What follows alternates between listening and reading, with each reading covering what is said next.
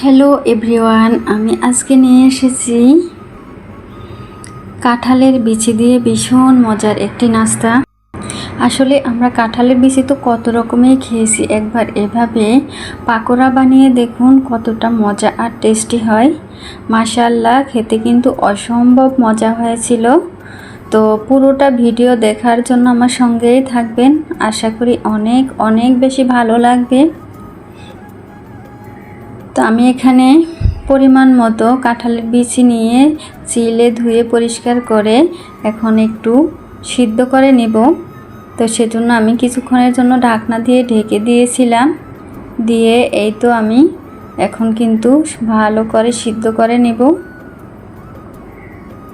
তো আমি কিন্তু অফ ক্যামেরায় সিদ্ধ করে পানিটা ঝরিয়ে একটু ঠান্ডা করে নিয়েছি। এখন আমি এই বিচিগুলো শিলপাটায় বেটে নেব, একেবারে মিহি করে বাটতে হবে। আর আমি এখানে আগে থেকে একটু মশলা বেটেছিলাম, তো সেজন্য আর পাটাটা ধুয়ে নিইনি, কারণ মশলার উপরে যদি আমি এগুলো বেটে নিই তাহলে কিন্তু একটা ফ্লেভার আসবে, খেতেও ভালো লাগবে। তো সুন্দর করে কিন্তু আমি এই তো বেটে নিতেছি। আপনারা চাইলে কিন্তু ব্লেন্ডারও ব্লেন্ড করে নিতে পারেন।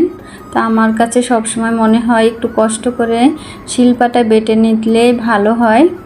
তো দেখুন কতটা সুন্দরভাবে কিন্তু আমি বেটে নিতেছি। আমি কিন্তু এখানে দুইটা বাটা দিব, তাহলে ভিতরে যে দানা দানা ভাবটা থাকে সেটা আর থাকবে না, একেবারে মিহি হয়ে যাবে। তো এই কাজটা কিন্তু অবশ্যই করতে হবে। আমি অফ ক্যামেরায় সুন্দর করে বেটে নিয়েছি, নিয়ে এখন আমি একটা মিক্সিং বোল নিয়েছি। এখানে আমি বেটে রাখা কাঁঠালের বীজগুলো নিয়ে নিলাম। খুবই অল্প কিছু উপকরণে কিন্তু এই নাস্তাটা বানানো যায়। তো আমি এখানে কিন্তু একটু আদা বাটা আর রসুন বাটা দিয়েছি, আর এখানে দিয়ে দিলাম পেঁয়াজ কুচি আর কাঁচামরিচ কুচি, আর এখানে আমি দিব একটু চাট মশলা। এখানে দিয়ে দিব এখন আমি স্বাদ মতো লবণ। পাকোড়াটা যদি একটু ঝাল ঝাল হয় তাহলে কিন্তু খেতে ভালো লাগে। আমি এখানে তো পরিমাণ মতো চাট মশলা দিয়ে দিতেছি, বেশি দিলে আমার কাছে ভালো লাগবে না, আমি পরিমাণ মতো একটু দিয়েছি।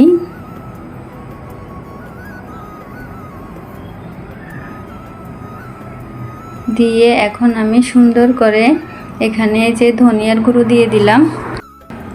আমি কিন্তু এই ধনিয়ার গুঁড়োটা আস্ত ভেজে শিলপাটায় গুঁড়ো করে নিয়েছি, সেই ধনিয়ার গুঁড়োটাই দিয়েছি। এটা কিন্তু অনেক সুন্দর একটা ফ্লেভার আসে। তো আমি এখন সবগুলো উপকরণ ভালো করে মিক্স করে নিব, নিয়ে সুন্দর করে আমি গোল গোল শেপ দিয়ে বানিয়ে নিব। তো এটা কিন্তু একটু ভালো করে মিশিয়ে নিতে হবে। তো এই তো এখন আমি ছোট ছোট লিচি কেটে সুন্দর করে কিন্তু আমি একটু হাত দিয়ে চেপে চেপে গোল শেপ দিয়ে নিব।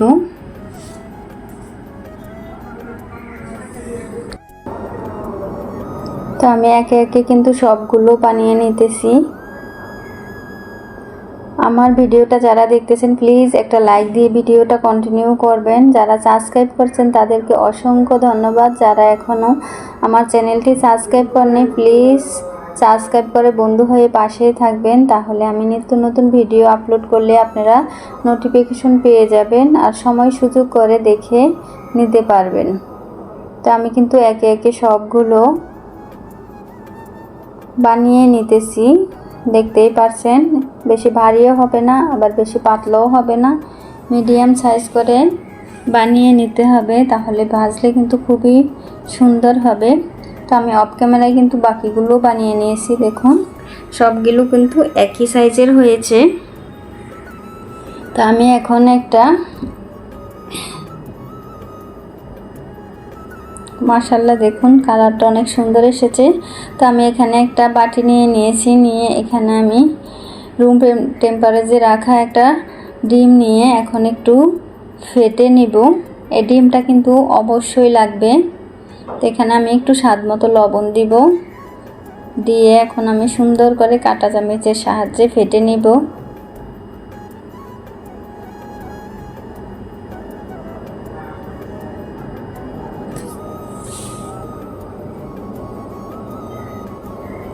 তো আমি কিন্তু সুন্দর করে ডিমটাকে ফেটে নিতেছি। ডিমটা কিন্তু একেবারে সুন্দর করে ফেটে নিতে হবে। তো দেখুন আমার কিন্তু সুন্দরভাবে ডিমটা ফাটানো হয়ে গেছে। তো এখানে কিন্তু আমি কিচেনে চলে এসেছি। একটা ফ্রাই প্যান বসিয়ে তেলটা আমি গরম করে নিয়ে এখন এই যে ডিমের ভিতরে ভিজিয়ে আমি এখন তেলের ভিতরে বড়াগুলো দিয়ে দিব। তো এইভাবে কিন্তু সবগুলো দিয়ে ভিজিয়ে কিন্তু আমি সুন্দর করে তেলের ভিতরে বড়াগুলো দিয়ে দিব। এইভাবে আপনারা একবার হলেও ট্রাই করবেন, আশা করি অনেক বেশি ভালো লাগবে। এই পাকোড়াগুলো যে এত মজা হয়, না খেলে কিন্তু বুঝতেই পারবেন না, তো আফসোস থেকে যাবে। সেজন্য বলবো একবার হলেও কিন্তু এই পাকোড়াগুলো বানিয়ে খাবেন। বাসার ছোট বড় সবাই কিন্তু অনেক বেশি পছন্দ করবে, আর আপনার সবাই অনেক প্রশংসাও করবে। আমার এই টিপসগুলো ফলো করে কিন্তু এভাবে ঝটপট কিন্তু বানিয়ে নিতে পারবেন। আসলে আমরা বাসায় সাধারণ কিছু জিনিস থাকলে কিন্তু সেগুলো দিয়ে অসাধারণ অনেক মজাদার কিন্তু একটা নাস্তা বানিয়ে নিতে পারি। তো আমি কিন্তু এখন এগুলো সুন্দর করে একটু ভেজে নেব। এগুলো কিন্তু মিডিয়াম হিটে রেখে ভাজতে হবে, লো হিটও দেওয়া যাবে না, হাই হিটও দেওয়া যাবে না। হাই হিটে দিলে কিন্তু এগুলা ভিতর থেকে ভালো করে ভাজা হবে না, উপর দিয়ে পুড়ে যাবে। তো সেজন্য চেষ্টা করতে হবে মিডিয়াম হিটে রেখে সুন্দর করে ভেজে নিতে। তো আমি কিন্তু একটা একটা করে একটু উল্টে দিতেছি।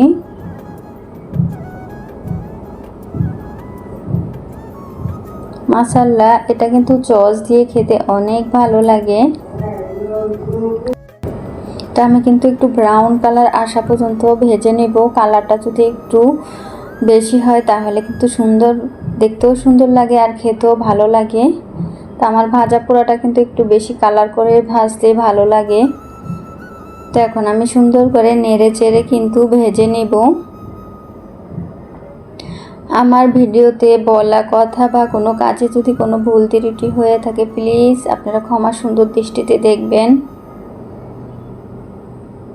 তা আমি আবারও একটু নেড়ে চেড়ে উল্টে দিতেছি।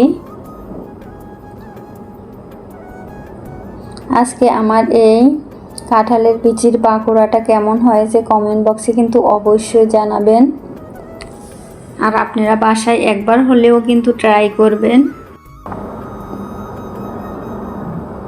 তো আমি কিন্তু এই পর্যায়ে এখন তুলে নিব, তেলটাকে ভালো করে ছেঁকে নিব।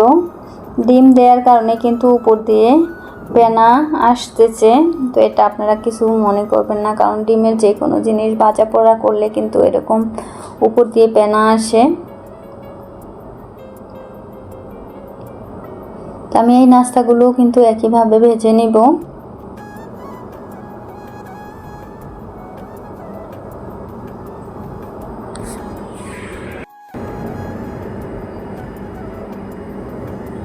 তো আমি বাকি সবগুলো কিন্তু একে একে দিয়ে দিয়েছি, দিয়ে এখন সুন্দর করে নেড়ে ছেড়ে আবারও কিন্তু ভেজে নেব। তো আমি সবগুলো অফ ক্যামেরায় তো ভেজে নিয়েছি। দেখুন মাশাআল্লাহ কতটা সুন্দর হয়েছে, দেখতে যতটা সুন্দর হয়েছিল আলহামদুলিল্লাহ খেতেও কিন্তু অনেক বেশি মজা হয়েছিল। তো আমি কিন্তু আপনাদেরকে একটা কাছ থেকে দেখিয়ে দিচ্ছি কতটা সুন্দর হয়েছে। ফ্লেভারটাও মাশাআল্লাহ অনেক বেশি সুন্দর হয়েছে। তো আমি কিন্তু আপনাদেরকে একটু খেয়ে দেখাচ্ছি সস দিয়ে। মাশাআল্লাহ আলহামদুলিল্লাহ অনেক অনেক বেশি মজা হয়েছিল। তো সবাই ভালো থাকবেন, সুস্থ থাকবেন, আবার দেখা হবে নতুন অন্য কোনো ভিডিওতে। আল্লাহ হাফেজ।